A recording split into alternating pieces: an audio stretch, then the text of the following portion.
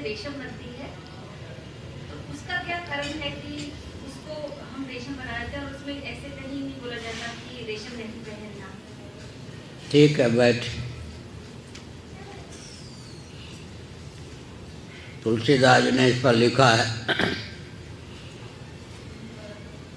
परम अपावन रेशम के कीड़े को कहा, लेकिन वो दिव्य वस्त्र बनाकर देता है तो व्यक्ति आस्थापूर्वक उसको भी पालता है। शास्त्र की आज्ञा क्या है? श्रीमद् भागवत के 11 स्कंध में 11वें स्कंध में गुण दोष नामक एक अध्याय है। क्या गुण क्या दोष, वहाँ पर एक दृष्टि दी गई है। यह जो संसार है या माया का कार्य है। मयाध्यक्षेण प्रकृति श्वेते सचराचरम हेतुना नेन कौन्तेय जगत विपरिवर्तते। गीता में भी भगवान श्री कृष्ण का यह वचन है। श्रीमद् भागवत में इसी प्रकार का भाव है। ऐसी स्थिति में सारा संसार ही दोषमय है, लेकिन एकाएक संपूर्ण संसार का परित्याग नहीं किया जाता। तब गुण दोष का आलंबन लेते हैं शास्त्रीय विधा से।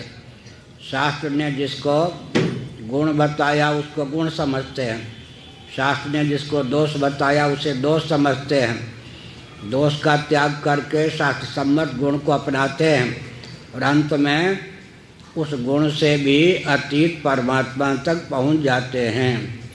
अब क्यों की बात है, कीड़ा तो अपावन है, तुलसीदास ने लिख दिया परम अपावन, लेकिन पीता ये रेशमी के वस्त्र उससे हमको मिलते हैं, तंतुओं का निर्माण करता है वह। अब यह जो रेशमी वस्त्र है यह शुद्ध क्यों? इसका उत्तर है शास्त्र ने इसकी शुद्धता का प्रतिपादन किया इसलिए। इसी प्रकार से जो ढोलक बजाते हैं वो तो चर्म विशेष है या नहीं? वैसे चमड़ा छू लें तो पवित्र, लेकिन देवस्थानों में भी उस ढोलक की पहुँच होती है, ढोल की पहुँच होती है या नहीं? तबला मृदंग ये सब, तो शास्त्र ने उसको पवित्र कहा इसलिए हमारे लिए वो पवित्र है। इसी प्रकार से कुश पवित्र क्यों, तुलसी पवित्र क्यों, दूर्वा का पवित्र क्यों? इसमें वैज्ञानिक विधा से अनुसंधान करेंगे तो हेतु बहुत बाद में मिलेगा। पहले यह है कि शास्त्र ने उसकी पवित्रता का वर्णन किया। शंख एक जल जंतु की हड्डी तो है ना, लेकिन वह पवित्र क्यों? उसमें जल रखकर छिड़क दें तो व्यक्ति पवित्र क्यों होता है? इस क्यों का अर्थ भी है कि शास्त्र ने उसकी पवित्रता का वर्णन किया है इसलिए। तो गुण दोष की जो मीमांसा है वो शास्त्र सम्मत है। और अंत में तुलसीदास जी ने 11 स्कंद भागवत के गुण दोष नामक अध्याय में, गुण दोष विवेक नामक अध्याय में जो कुछ कहा उसका अनुवाद कर दिया। तात प्रबल मायाकृत गुण और दोष अनेक, गुण यह उभय न देखिए, देखिए सो अविवेक। अंत में गुण यह उभय न देखिए, गुण दोष की दृष्टि शांत करने के लिए गुण दोष का वर्णन शास्त्रों में है। तब व्यक्ति गुणातीत हो जाता है। दो में ही एक ग्राह्य बन जाता है, एक त्याज्य बन जाता है। ग्राह्य शास्त्र के शास्त्रीय विधा से जो ग्राह्य है उसका ग्रहण कर लेने पर अंत में उससे भी व्यक्ति पारंगत हो जाता है।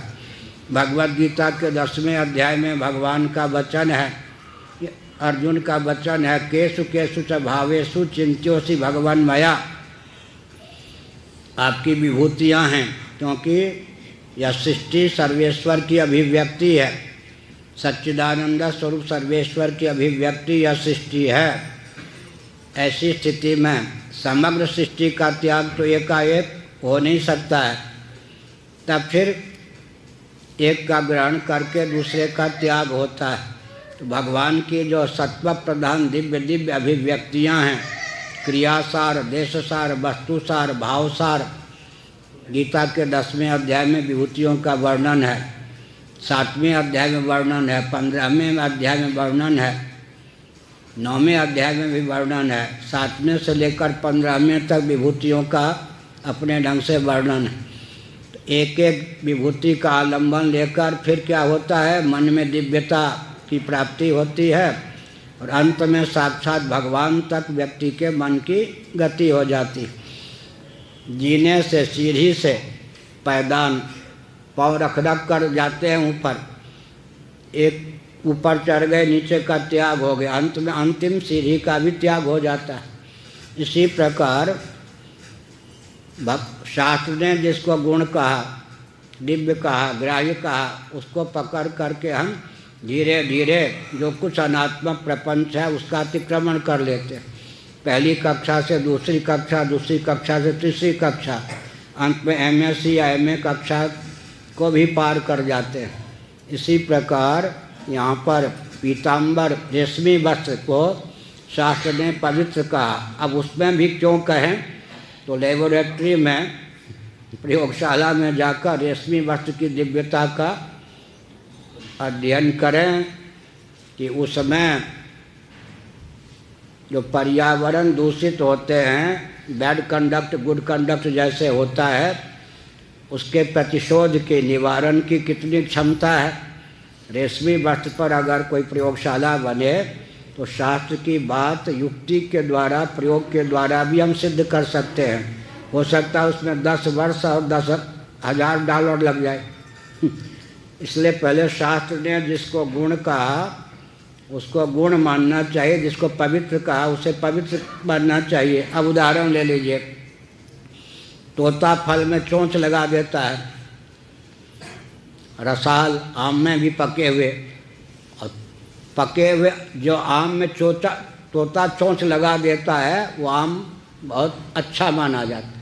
वो जूठा है या नहीं, जूठा हो गया ना, लेकिन धो करके उसका उपयोग करते हैं तो वहाँ पर जूठा समझ के छोड़ देंगे वो नहीं, तो वहाँ पर शास्त्र ने उसको ग्राह्य माना, शास्त्रीय दृष्टि से हम उसको ग्रहण कर लेते हैं।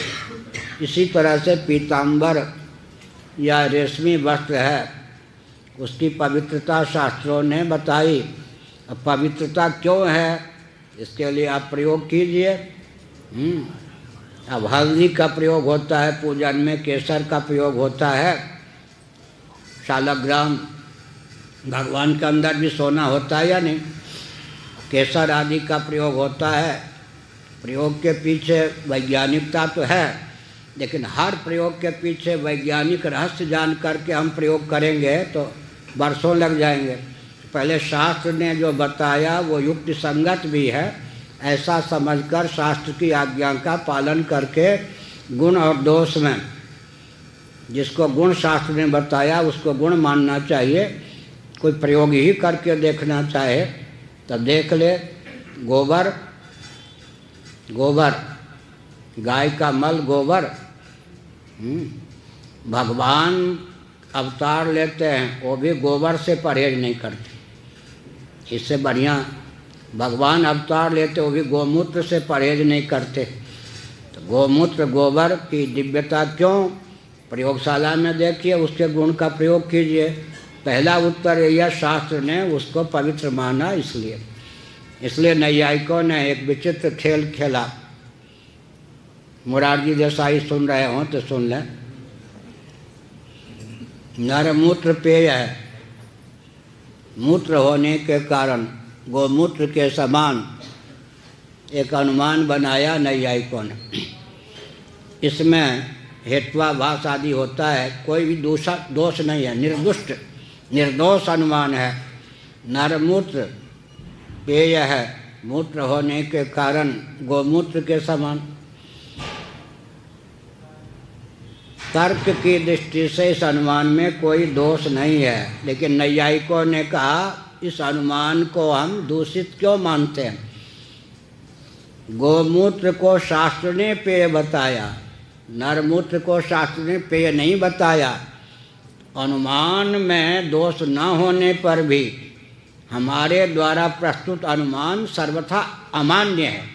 देखिए, क्योंकि वो नैयायिक वेदादि शास्त्र को मानते हैं ना, तो तर्कणा शक्ति की दृष्टि से मूत्र एक समान। तो नरमूत्र पेय है, मूत्र होने के कारण गोमूत्र के समान। लेकिन नैयायिकों ने कहा गोमूत्र पेय है, शास्त्र से सिद्ध है, नरमूत्र पेय है, यह शास्त्र से सिद्ध नहीं है।